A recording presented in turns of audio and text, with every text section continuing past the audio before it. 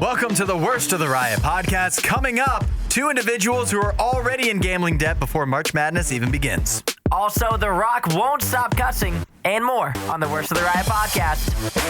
Isaiah, if I had to ask you the most difficult places to get banned from, what would you think those are? Ooh, that's hard because there's like a two double-edged sword there. Yeah. Do you think there's a lot of places that like are very accepting, right? Yeah. Very patient. Like a gas station. That was the first thing I was the number one seed, gas station. It seems like a hard place because there's so much ridiculous things that happen at a gas station. Yeah. If you want to see weird things happen, you can go to a gas station or a Walmart. Uh-huh. And one of those two places, you're more than likely to see something weird. Yeah. And that's a daily occurrence for them, so they probably are okay with a lot. I mean, at least Walmart has like loss prevention. What does a gas station have? Bars and a key to the bathroom at best. And you got to think, to get kicked out of a place, you've got to be weirder than the employees. And at a gas station, that's hard to do sometimes. But I have a guy who was kicked out of a gas station and banned. Granted, not just any gas station. It was a Buc-ee's. Kicked out of a Buc-ee's. And the reason that he got kicked out and banned from this Buc-ee's in Tennessee is because he brought in his pet, his service pet, known as Wrinkle. Wrinkle is a duck. Apparently ducks, even service ducks, not allowed in Buc-ee's. And so he was kicked out. So he brought a duck inside with him? He took a duck. He had a duck inside the establishment. The duck, I'm seeing pictures here. At sometimes the duck was out and about wandering around. At other times he had the duck in a stroller, and they just shopped around all of Buc-ee's until finally the employees put a stop to that. Well, if you have him called the cops even. If you have him in the stroller, then there should be no issue there. If he's out walking out and about, waddling, then you need to put him in a. You think that's too much? That's too much for me. That's where you draw the line? Yes. Because ducks are one of those animals, they're scary. For everyone else except for this guy, scary animal. They snap at you. Exactly. They're mean. Yeah. You've lived on a farm, but not everybody understands how dangerous ducks can be. But this is a service duck. What's that even mean? What does that mean? I don't know. I don't know what Service duck? Not exactly sure what service this duck is providing. It also doesn't have a vest that makes that clear. So if you were just... But then again, I think if I'm at Buc-ee's and there's a duck out wandering around... one, I guess I wouldn't assume that it's somebody's service duck. I assume it just snuck in there. But two, if it starts getting aggressive with me, I feel like I can put an end to that pretty quickly. Oh, you think so? Yeah. I just grab a loaf of bread. I'm not so sure. I grab a loaf of bread. Oh, and you just throw it. Yeah, I'm free. I'm good to go. And then I leave. I walk away. The duck is distracted. I think I could do that. Yeah, for me, this guy, I mean, obviously he's putting it on YouTube. Mm-hmm. There's no way this is a service duck. And also... what does a service duck do? My dog Jim couldn't even be a service dog. Yeah. What does this duck do to serve you? Well, he companionship? Said Justin Wood, the man who was banned, and it says here, not just banned from one Buc-ee's, banned from all Buc-ee's. The man says, she did nothing but make everybody happy in there. So what you gave her trying to draw attention to yourself? That's the service that she provides. She puts a smile on people's faces. Apparently so. Do yourself a favor and follow The Riot on Instagram @RadioU. If you swing on by any of the RadioU socials, you should see a link to sign up for our RadioU Music Madness Bracket group on ESPN. Yesterday was Selection Sunday. The bracket has been finalized. The 68 teams have been revealed. And so you can pick against your favorite RadioU DJs to see how you do. Isaiah, Selection Sunday yesterday. What is your initial takeaway? What is your thoughts on the tournament that's about to happen? Excitement. Excitement is upon us. As I look across the bracket here, a lot of feelings of mine seem like I am not super into any of the top teams. I'm not completely sold. That there's no team that I come into the tournament that I think just has a cakewalk. That I think is gonna go the whole way. I'm not even sure who my champion is yet. I am yet to fill out a bracket, but I'm excited to figure out who I'm going to end up picking. Yeah. This is such an exciting few days. How many brackets do you think you will wind up filling out? At max, I'll fill out 2. I might just stick with 1. That's it? I usually just do 1 because then I can cheer. I know exactly who I'm cheering for in every game, and I like it that way. Well, I'm telling you, I was just looking because, we've got our RadioU Music Madness group here up on ESPN. On ESPN, they allow you to fill out up to 25 brackets. So I will be filling out up to 25 brackets. And then I also need to do up to 25 women's brackets as well, which I have no business doing, but I'm going to anyways. I hope to do it. And then here's my thinking is that on the first day, I filled out 1 bracket. That's like my instant reaction bracket. And then throughout the coming days, my entry in the RadioU Music Madness, that's going to be my bracket of truth. That is, it's not instant reaction. It's my thoughts coupled with listening to some experts that know more about college basketball than I do. Believe it or not, there are people that know more than myself about college basketball. And that'll be the bracket of truth. I'll cheer for that initially. But then my thought is by the time the Sweet 16 rolls around, I'll have 1 bracket to cheer for. If I fill out 25 of them. No, you can't. I will, yes. You can't come in here touting around your 23rd bracket filled out, being like, I'm actually in the 93% right now on my 23rd bracket. No, we don't want to hear that. Well, I'm not going to do that. I'm not going to act like I'm smart because my 13th bracket turned out really good. The only reason I would act smart is because I was smart enough to fill out 25 brackets. You can't bring it up. Maximize my chances of winning. If you have more than 1 bracket, I don't want to hear you talking about your brackets. That's the one rule. You can't talk about them if you have more than 1. Well, I'll tell you my bracket of truth. One thing that I'm expecting here is last year we got a lot of upsets. We had a 16 beat a 1. We had like 8 seeds advance to the Final Four. This year, I think we're going to get a lot of high seeds because I think a lot of the teams that like you get past the number 6 seeds, I think most of those teams are garbage, 7 on down. And that's why I was thinking about the bubble yesterday. There's a bunch of teams, Indiana State, St. John's, Ohio State, upset they got left out. If you got left out of this year's tournament, you're truly no good. There's a lot of bad teams that made it into the bottom. Virginia's not a good team. They made the tournament. There's a bunch of bad teams that made the tournament. We're going to get, I'm not saying Houston and UConn and Baylor and Iowa State are dominant, but they are much better than the teams at the bottom, and so they shouldn't have too much trouble getting to the Elite 8. There's a region that I am looking at that I'm excited to watch pan out because I believe that there will be some upsets in that region. That is the West region. Mark it down now on your brackets. The West region is the region that I believe the least in the top teams. That is North Carolina at the 1 seed, Arizona at the 2, Baylor at the 3, and Alabama at the 4. I have little faith in the top seeds in the West region. If there are to be some upsets this year, I could see many coming from that region. All right, last thing. Do you have already 1 upset in mind? 1 big upset that you're ready to call? I don't know that I do yet. Because I have 1 already. Let's hear it. Vermont is going to beat Duke. Vermont taking out Duke? Yeah. In Filipowski? I'll hang my hat on that. My Duke fan friends are not going to be happy to hear that. No, yeah. Especially when Vermont rushes the court.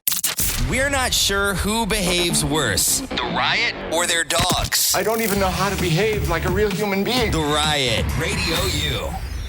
It's fired or hired on the Riot. You guys make mistakes in the office, bad coworkers, bad bosses. We've got them all. In this one, we're talking a Zoom call mess up. Ooh. Which isn't a good place to have a disaster strike like this. We've had a lot more opportunity for that as of late. And you got to think during COVID, there was constant mess ups in Zoom calls. Yeah. People's cameras were on, they didn't know. Mm-hmm. Audio was on, they didn't know. But that was 4 years ago. People were more forgiving then. It was new. And now we've been on Zoom long enough to not be making mistakes. That's like this. Right. If you have a cat head in a Zoom call now, that's on you. So this is the situation. Our buddy texted to us, I was on a Zoom call and made a comment to one member of the team about someone else in the meeting in the chat box, but mistakenly sent the message to everyone on the call. Oh. The person was very upset and abruptly left the call. What did you say? Which then ended the meeting for everyone, obviously. How do I handle this situation? He does not state what he said. Mm-hmm. Must have been pretty bad. That's what I'm thinking, right? Yeah. It couldn't have been like, hey, Johnny's doing good work. No, yeah. He's killing this meeting. It must have been, you think it could have been something like, man, this meeting's a real snoozer. Johnny sucks. Yeah. Did you mention the person by name? Had to have. Yeah, I think so. And why? Why? You know? Yeah. You got to think, why would you do it in the chat box? It's so dangerous. Mm-hmm. You're hitting reply all here. That's a bad move. Just text the person. If you're willing to talk bad about somebody that you work with to this person, you have to have their phone number. Yeah, just that's text right. them. If you're not close enough to have their phone number, then you can't trust them to be talking bad about somebody else. Yeah. Why would you do it in the, like, imagine typing into the Zoom box something bad and then being unsure where it's going. Yeah. 8772 RadioU. Chime in. Does this coworker get to keep their job, first of all? And if so, how do they save face? How do they pick up the pieces on this one? 8772 RadioU. We'll see what people are saying next. And Fired or Hired. There's never been a can of worms they didn't open. The Riot, RadioU. Stuff Fired or Hired. This one, a short and sweet one, a Zoom call, a Zoom chat issue. Isaiah, sum it up for us. One of our buddies here on a Zoom call made a comment to one member of the team about someone else in the meeting in the chat box, but mistakenly sent the message to everyone on the call. The person was very upset, abruptly left the call, which then ended the meeting for everyone. How does he handle this? Well, we heard from Regina, who says that's her worst nightmare. And she definitely has the team chat with two of her coworkers where they talk crap, but it really depends upon what was said, which we do not know. But I think this person should at least apologize to the coworker they offended. And she also says the worst definitely is saved for non-work monitored resources.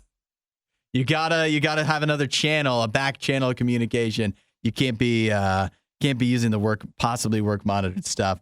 Looks like Thomas says depends on what they said. Could be considered harassment and would be fireable offense if it was bad enough. Is it over?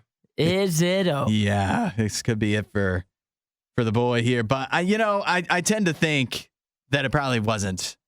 It wasn't that bad. Oh, you think so? I feel like. Yeah, you think so? I don't know. It really depends. Left the call. Yeah. Imagine being mid-meeting. You're talking. Maybe you're presenting. Yeah. You've worked all night on this. You've been stressing about this for days about this meeting. Yeah. And then you look down in the chat box. Yeah. And all you see is, dang, Hudson is blowing this. Yeah. All you see is get a load of this guy's line graph.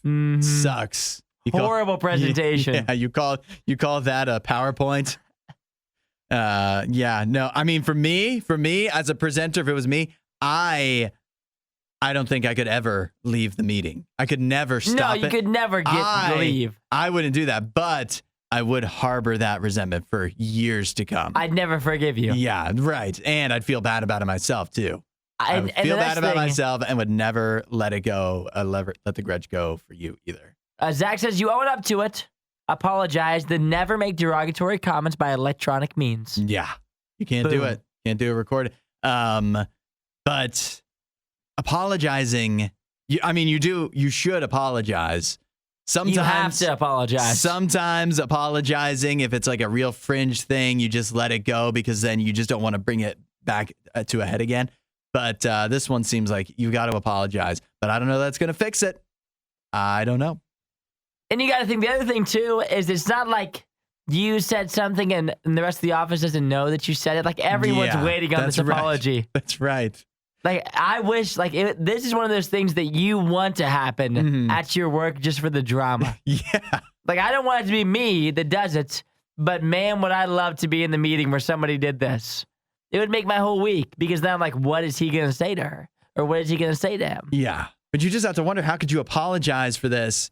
And Like, what do you say in your apology? I didn't mean to hurt your feelings. I didn't mean it that way. Like, none of that would be true. I guess you didn't mean to hurt their feelings, but what you said, you still said. You meant it. How do you actually sincerely apologize? This is an apology where you go, I feel bad. I apologize. I feel bad. I'm sorry. There's nothing I can say to you, though. Yep. Yeah, I'm sorry I got caught. I hope you forgive me for my thoughts on you. I feel like we're leaning fired with this guy. It depends on what he said, but I mean, you've totally changed the dynamic between you and this person. Oh, now. This person's never going to forgive you. Yeah. No chance. But you should apologize. Yeah. 8772 Radio, you fired or hired. Hudson is the maple syrup, and Isaiah is the power protein flapjack. This is The Riot on RadioU. Tombstone Pizza, you a fan? Big fan. You like Tombstone? Love Tombstone. One of your favorite frozen pizzas? I would say it's top 2 for me. Top 2? What's number 1? It would either be Tombstone or Jack's. I go back and forth. Wow. You go with the real bottom of the line. Precisely. Pizza. Because when you're eating that pizza, no matter what you're doing, it's always in a pinch. Mm-hmm. It's never going to be a good meal. Yeah. So you might as well go for the cheapest one anyway. You go for the kind of frozen pizza, they don't even put it in a box. Exactly. They're like, we can't make the pizza the same material as the box, so we'll just Tombstone, known for its crispy crust, tangy tomato sauce, savory herbs and spices, all the kinds of buzzwords you want to be hearing when you're thinking of a new beer. Coming on National Beer Day, April 7th. I know we all have that marked on our calendars. Tombstone, the frozen pizza, teaming up with New Belgium's Voodoo Ranger IPA for the pizza-flavored Pizza A beer for National Beer Day.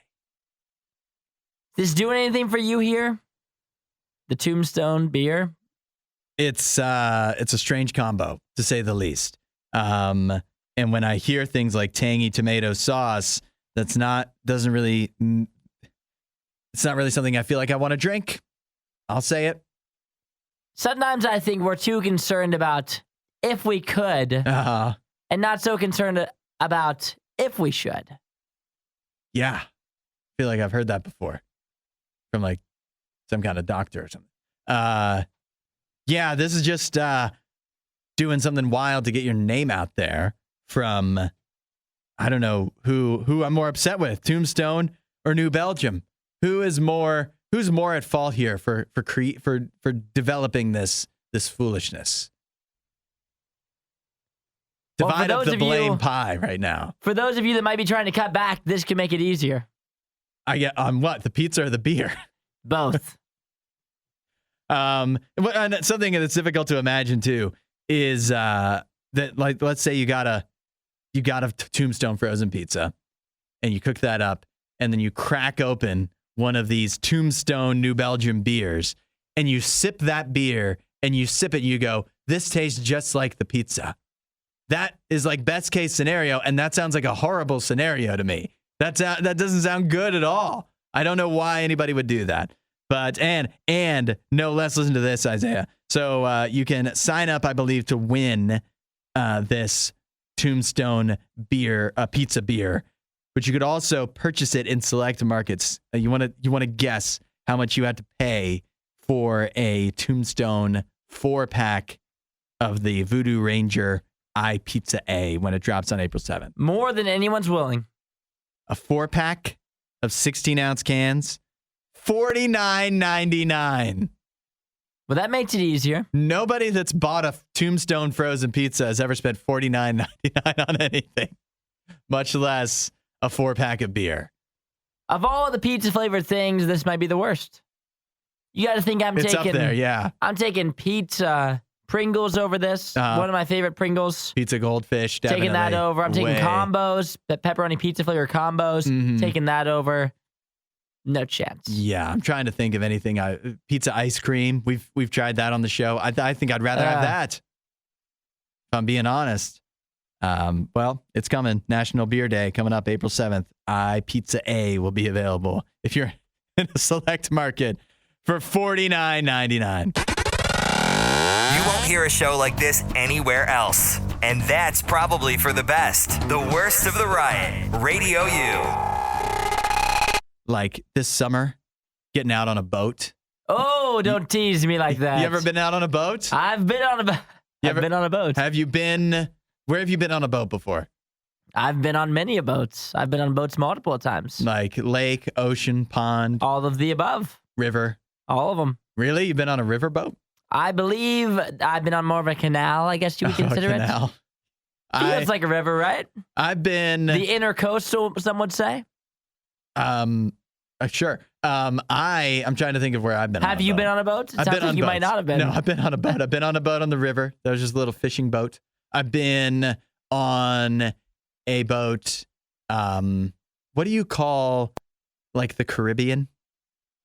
The Caribbean is how I call it. Caribbean. That's how you say it because of the movie. Is that the ocean or is that some people are very and also the space between Long Island and like Connecticut? What do you call that?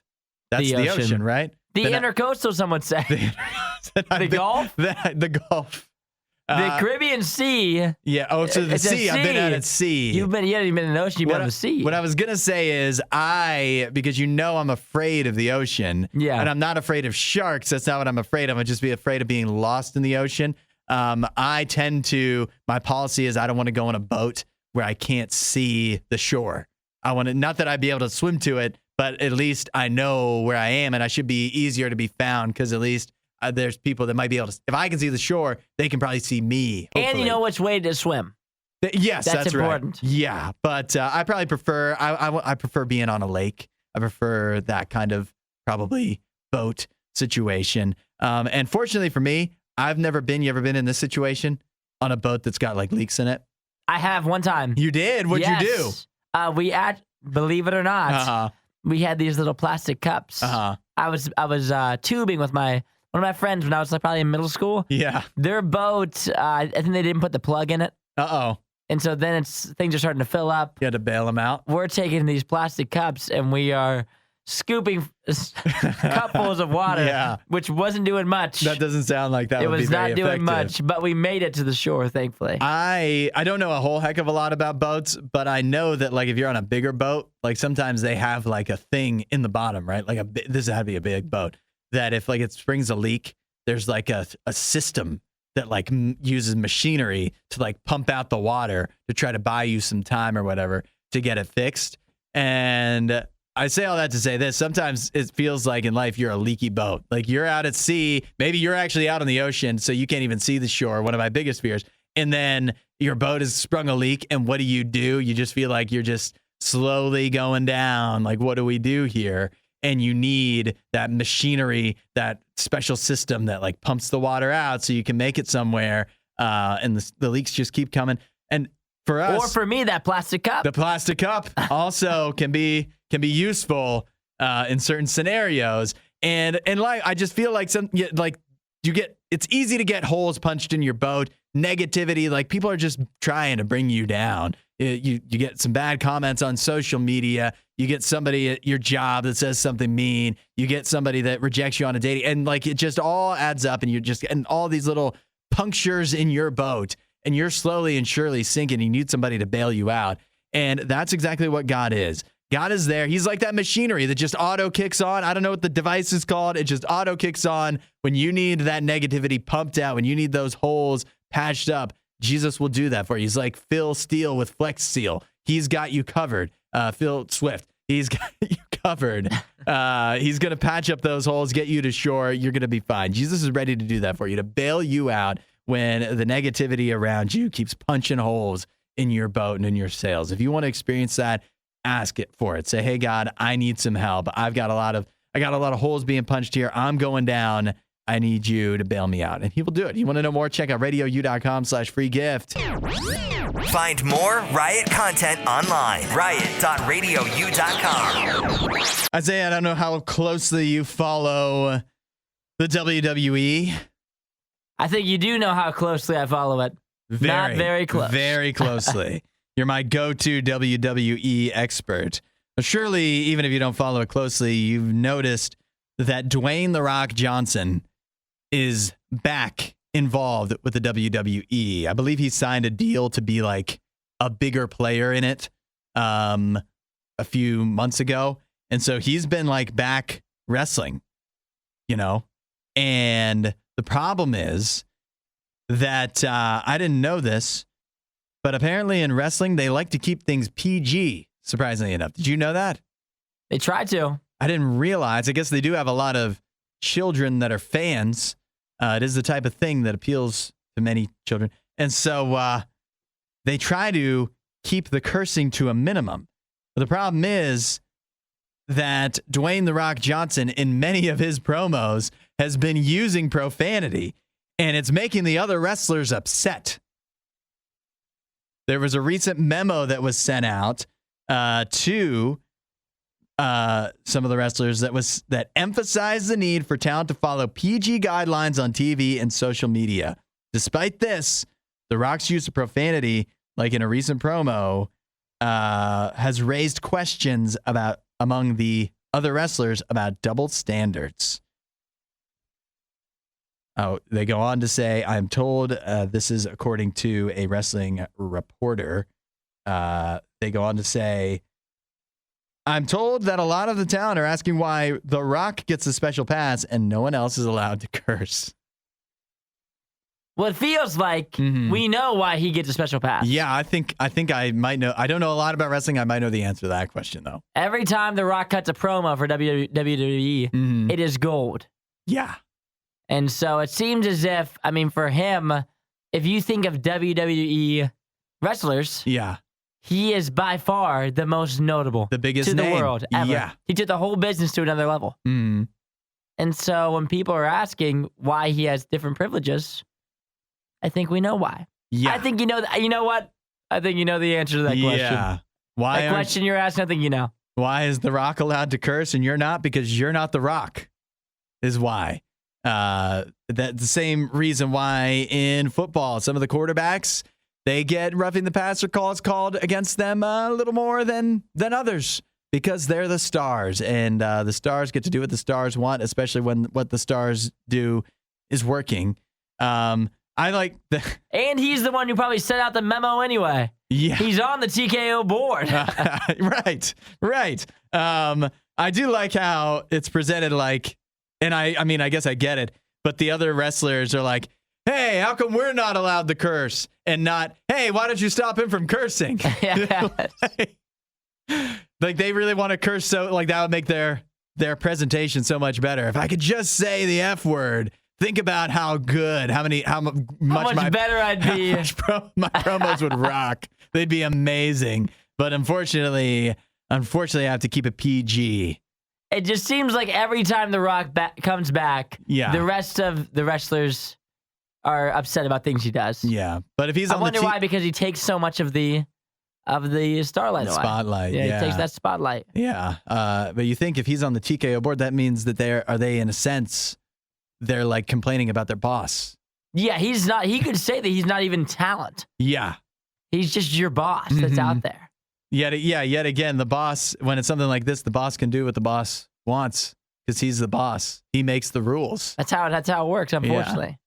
So, but just, I guess, be warned if you haven't been watching wrestling, but you're tempted by Dwayne "The Rock" Johnson being involved. Whenever he comes on screen, you better mute the TV. That's right. The only thing Isaiah loves more than the Riot is himself. Someone who probably still lives with his mother and hates himself. You're listening to The Riot on RadioU. I've got a story here. Just put a little smile on your face. It's a happy ending. We have a stray dog in Alabama. It's been caught and it's been freed from its affliction that it's been dealing with. The dog's named Bear. They've named it Bear. Bear, a cane corso. You don't mess with cane corsos. Big boy. That's it. He's a big boy. But they say for the last year or so, has been on the loose. And not only has he been on the loose, running astray near Mobile, Alabama, but he's also had a box stuck on his head. What? He's had a box stuck on his head. If you look at the pictures, the box seems to be clearly, to me, it looks like the top of a trash can, the top of a trash can you would see maybe that would have an ashtray in it outside of at a park or something like that. Somehow, Bear the Cane Corso had gotten his head stuck in the top of a trash can, and he had been living this way for about a year out on the streets of Mobile, Alabama. A whole year. A whole year with his box on his head. But since it's like a trash can lid, it has the slits in the side. So he was still able to breathe. He was still able to somehow eat and drink through and see, in some ways, through the top of this trash can. And so he's been able to run astray on the streets for about a year. And despite best efforts to be able to catch him, he had not been able to be. How? Yeah. How is it possible that he's been on the run for a year with a trash can box on his head? Yeah. And nobody has been able to get that thing off his head. That's what I'm seeing. I saw this. I was like, I'm glad that they finally, after over a year, were able to capture him and free him from this box. But at the same time, what are we doing here? How is this possible? There is one explanation that makes sense, is that they couldn't use the typical like leash, stick. The leash stick, because the box that was on his head would get in the way. So you couldn't get that around him. But they tried many other things. They tried net guns, traps, tranquilizers. None of it worked. He was fast enough that he could run away. But how is that yet again? I mean, come on. How much are we trying here? I feel like if you gave me 1 week, I could get the trash can off his head. I guarantee it. If that was your only job, too, which it was for the people that did eventually were able to capture him, the city of Mobile Animal Services was eventually able to get him. You've got this cane corso that's been on the leash or been on the loose in your county here for a year. Like, how busy are you on a day-to-day basis that you can't get this dog, this darn trash can off his head? Everybody in the town's seen him by now. Yeah. It's making a mockery of your whole business. A local celebrity. Yeah.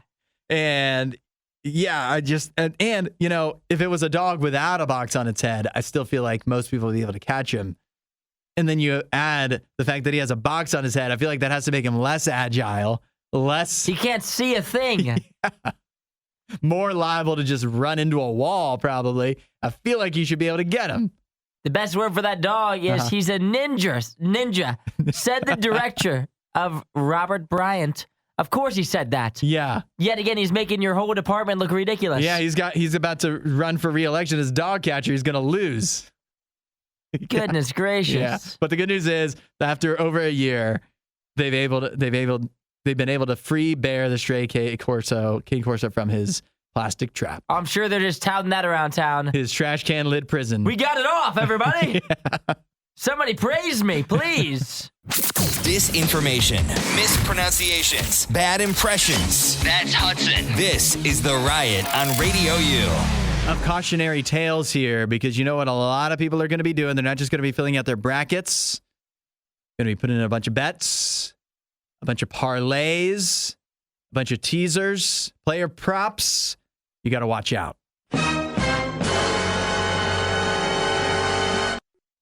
Or you could end up like either of these two individuals. Number one, a man in Baltimore who stole $29,000 from a school fundraiser to spend on DraftKings and FanDuel.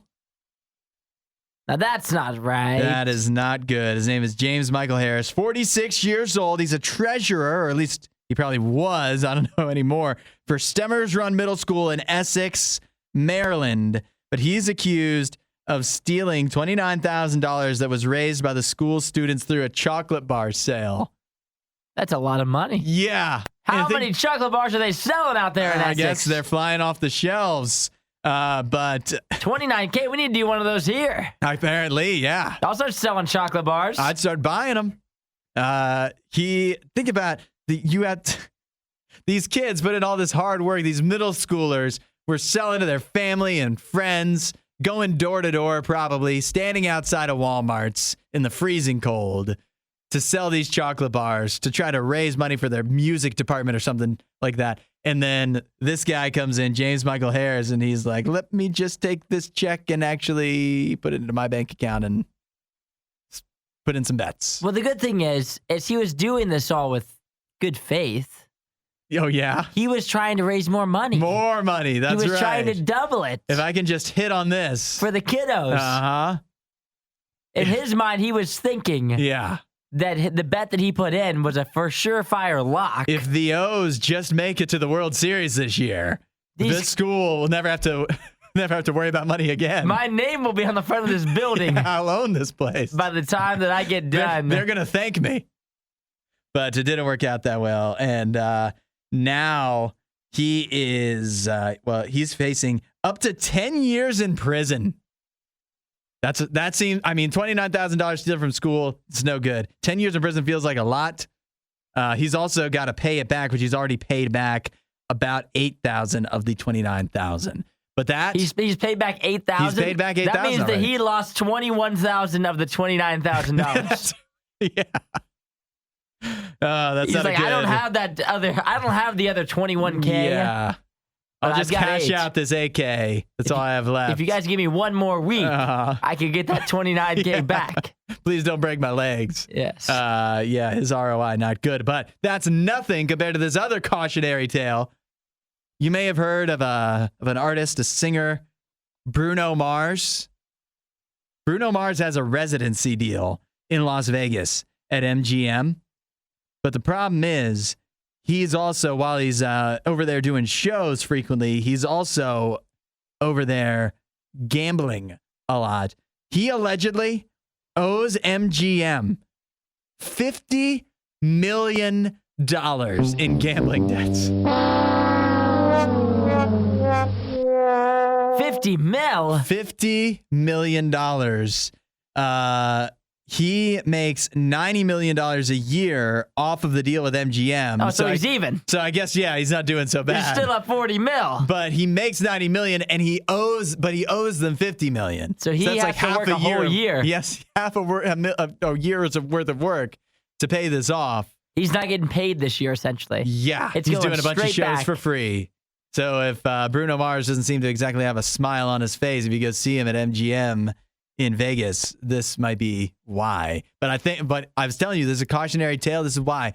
Because although the casinos and the sportsbooks or whatever, they'll be like 1-800-GAMBLER, whatever the phone number is, if you've got a gambling problem, they're doing that, but they're not going to stop you.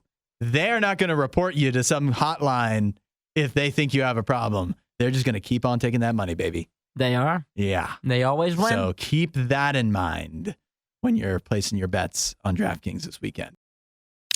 Add a little riot to your Instagram feed. Follow @RadioU Official. The Riot. Radio U. 17-year-old German teenager who has, for the last year and a half, been living on trains and working as a coder. Apparently has a decently successful coding business that he works on. And instead of living with his parents, he's been living on trains around Europe for the last year and a half, working that way. Just traveling all over the country? Uh-huh. And it's going well for him, apparently. He said that he convinced his parents that school had nothing else to offer him. I guess if he's 17 now, that means he was 16 when he got this started. At 16 years old, he convinced his parents, school has nothing else to offer me. I've got this coding business, and I can live out on a train, see some sights, do some stuff. And after a lot of convincing, his parents agreed. And so now he's been doing this successfully for a year and a half, just living on trains around Europe. He said that he rides the train all across the country of Germany. He says, I sit in a seat at a table and work as a programmer during the day. And then at the night, I just sleep all night on the train. Feels like to me you would get claustrophobic living on a train all the time. Don't you think? But he could get off. Yeah. If he wanted to. Mm-hmm. But he sold all of his possessions and apparently just has one backpack he keeps his things in. Wow. How much clothes does he have? What's in the backpack? When you sell everything, what do you decide to keep when you move onto a train? It sounds like a laptop, a pretty powerful laptop. If he's 2 pairs of underwear. Uh-huh. That's all you need. 2 pairs of socks, probably just 2 pairs of everything. Actually, that's a good question, though. What is the laundry situation like on a train? Because I can see how they would have a shower in a train, possibly. I've already got it. Oh, you figured it out. You don't wear underwear. You wear sandals. So no socks necessary. You wear jeans because you never have to wash jeans. them, yeah. And then you just have a couple white T-shirts that you just can throw away and buy new ones. That's right. You just buy a new 6-pack of shirts once a week. Boom. Yeah. No laundry. What a way to live. What a way to live. This guy living the dream, some might say. Although he's also kind of living like a hobo if you think about it. So, but he's got a laptop. So he's got a laptop. He's a hobo with a laptop. How many hobos have a laptop? More than you think. But I was also thinking, you have to wonder how much did his parents actually suck? If he was 16 and he's like, I got to get out of here. I got to do it. Listen to where he showers, though. This is crazy. We have an answer. You don't always have to agree with Isaiah to always disagree with Hudson. Riot. Radio U. Shower in public swimming pools. What? In leisure centers. That's enough for me to say I'm out. Yeah.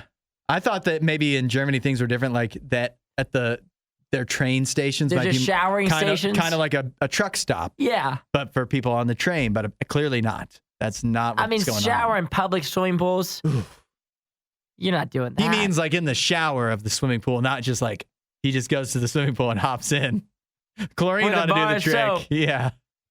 There's children there. Yeah. What a way to live. But hey, it's working for him. He's made it a year and a half doing this. I wonder when he'll stop. I wonder when he'll give up on this and change his ways. How many years do you think you could live on a train before you get tired of it? It depends on how much money he's making. Yeah. He's got to be saving a lot. You got to think so, right? Away a lot. He has no possessions. How much? He's got his own tickets? Business, and the tickets can't be that much to ride around on a train. So he must be. His savings account has got to look great. That's enough of that. For more Riot content, head to riot.radiou.com.